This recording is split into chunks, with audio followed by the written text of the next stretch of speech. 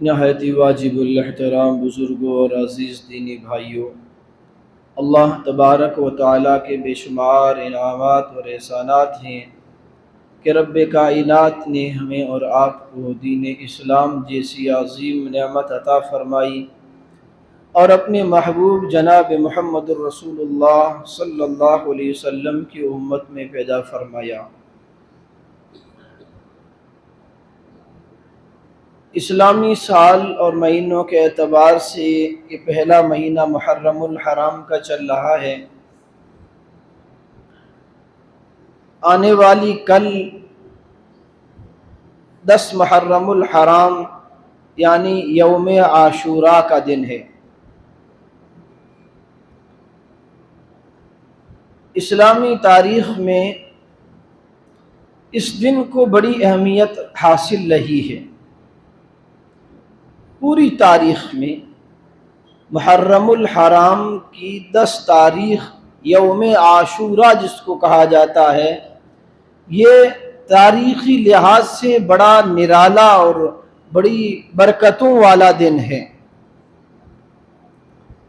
عام طور پر یہ سمجھا جاتا ہے کم علمی کی وجہ سے اور تاریخ نہ جاننے کی وجہ سے کہ 10 محرم الحرام اس لیے فضیلت والا ہے کہ اس دن میں اللہ کی پاک پیغمبر جناب محمد الرسول اللہ صلی اللہ علیہ وسلم کے نواسے جگر گوشہ بطول حضرت سیدنا امام حسین رضی اللہ تعالیٰ عنہ کی شہادت ہوئی۔ لیکن تاریخی اعتبار سے واقعہ کربلا کے رونما ہونے سے پہلے بھی اس دن کو فضیلت اور اہمیت حاصل رہی ہے۔ علماء کرام نے مختلف اس کے فضائل گنوائے ہیں۔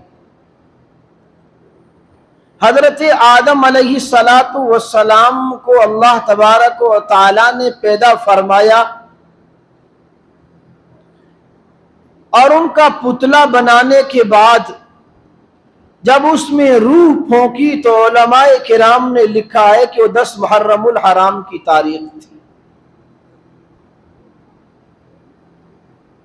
حضرت آدم علیہ السلام سے جنت میں ایک چوک ہوئی اور جس کی بنیاد پر امر تکوینی کے اعتبار سے اللہ تبارک و تعالی نے حضرت آدم علیہ السلام کو زمین پر اتارا۔ اس چوک کی وجہ سے حضرت آدم علیہ السلام اللہ کے سامنے روتے رہے، ربنا ظلمنا انفسنا وَإِن لَّمْ تَغْفِرْ لَنَا وَتَرْحَمْنَا لَنَكُونَنَّ مِنَ الْخَاسِرِينَ۔ اے اللہ مجھ سے خطا ہو گئی، مجھے معاف فرما دیجئے۔ روایات میں آتا ہے کہ حضرت آدم علیہ السلام تقریباً 40 برس تک اللہ کے آگے روتے رہے اور اپنی اس خطا پر معافی مانگتے رہے۔ بالآخر جس وقت حضرت آدم علیہ السلام کی توبہ قبول کی گئی، علماء نے لکھا ہے کہ 10 محرم الحرام کی تاریخ تھی۔ حضرت نوح علیہ السلام کی قوم پر اللہ کا عذاب آیا، ایسا طوفان آیا کہ حضرت نوح علیہ السلام اور ان کے ساتھ چند مٹھی بھر ایمان والے لوگ ایک کشتی میں محفوظ ہو جاتے ہیں۔ ساری دنیا میں اس وقت جتنے انسان تھے اللہ کے عذاب میں سارے غرق ہو گئے۔ حضرت نوح علیہ السلام کی کشتی پانی پر تیرتی رہی۔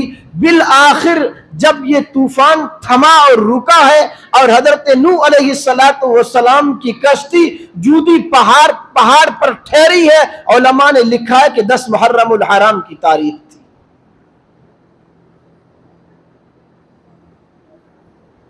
سیدنا ابراہیم علیہ السلام پر وقت کے ظالم بادشاہ نمرود نے ان کو آگ میں ڈالنے کا فیصلہ کیا اور بہت بڑی آگ جلائی اور اس میں ابراہیم علیہ السلام کو ڈالا گیا، اور جس دن ڈالا گیا اللہ کے حکم سے وہ آگ جو ہے برودت میں بدل گئی اور جو ہے گلزار بنائی گئی۔ علماء نے لکھا ہے کہ جس دن ابراہیم علیہ السلام پر نمرود کے شعلے بھڑکائے گئے کو جو ہے گلزار بنایا گیا، وہ 10 محرم الحرام کی تاریخ تھی۔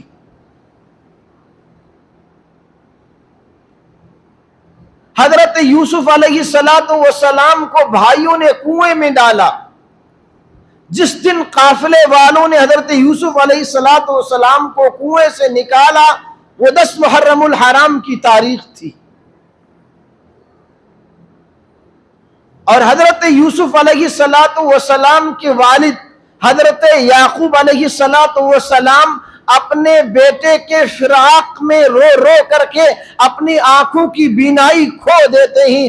بالآخر حضرت یوسف علیہ السلام جب مصر کے تخت پر بیٹھتے ہیں اور ان کے بھائی ان کے پاس آتے ہیں اور جب تعارف ہوتا ہے، وہ حضرت یوسف علیہ السلام نے اپنا کرتا دیا کہ جاؤ میرے ابا کے چہرے پر اور اس کی آنکھوں پر پھیر دینا، ان کی گئی ہوئی بینائی واپس لوٹ کر کے آئے گی۔ جب یوسف علیہ السلام کا یہ کرتا حضرت یعقوب کے پاس پہنچا ہے اور ان کی بینائی لوٹ آئی، علماء نے لکھا ہے کہ 10 محرم الحرام کی تاریخ تھی۔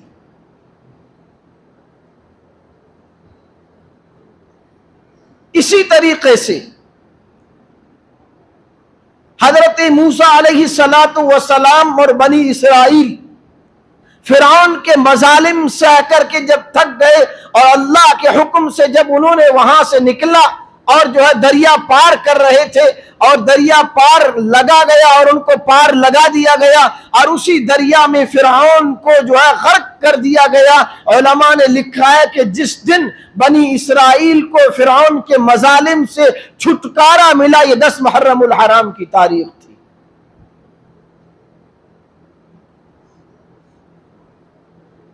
اسی طریقے سے نبی کریم صلی اللہ علیہ وسلم کی سب سے پہلی شادی ام المومنین حضرت خدیجہ رضی اللہ تعالی عنہا سے ہوئی، وہ اسی محرم الحرام کے مہینے میں ہوئی۔ اس کے بعد نبی کریم صلی اللہ علیہ وسلم کی بیٹی حضرت ام کلثوم رضی اللہ عنہا، جن کا نکاح حضرت عثمان غنی رضی اللہ تعالیٰ عنہ سے ہوا، تاریخ بتاتی ہے کہ محرم الحرام کے مہینے میں ہوا۔ صرف یہی نہیں، نبی کریم صلی اللہ علیہ وسلم کی آخری اور چھوٹی لخت جگر حضرت فاطمہ الزہرا رضی اللہ تعالیٰ عنہا کا نکاح بھی محرم الحرام کے مہینے میں ہوا۔ تو یہ محرم الحرام اور یوم عاشوراء کی تاریخ ہے۔ اور پھر اس کے بعد سن 58 ہجری میں 10 محرم الحرام کو کربلا کے میدان میں امام حسین رضی اللہ تعالیٰ عنہ اور نبی کریم صلی اللہ علیہ وسلم کے خاندان نے قربانی دے کر کے اس دین کی آبیاری کی ہے۔ وہ تاریخ کا ایسا سنہرا باب ہے جس نے محرم الحرام کی 10 تاریخ اور یوم عاشوراء کی فضیلت کو اور زیادہ بڑھا دیا ہے۔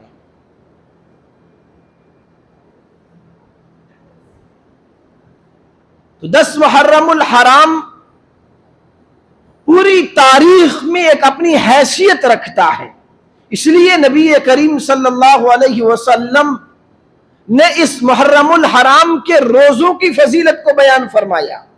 اور بعض روایات میں آتا ہے کہ رمضان المبارک کے روزوں کی فرضیت سے پہلے، جب تک رمضان کے روزے فرض نہیں ہوئے تھے، اس سے پہلے محرم الحرام کے روزے فرض تھے اس امت پر، اور آپ محرم الحرام کا روزہ رکھتے تھے۔